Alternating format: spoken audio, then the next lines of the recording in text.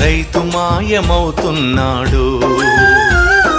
భూమి మాయమవుతున్నది ఓరన్న, రైతు మాయమవుతున్నాడు. పరిశ్రమల పేరిట, ఫ్యాక్టరీల పేరిట, ఆధునికత పేరిట, అభివృద్ధి పేరిట పొలము గుండె తొలుచుకొని పొగగొట్టాలొస్తున్నా. పంట చేల కంఠాలకు ఉరితాళ్లే పడుతున్నా.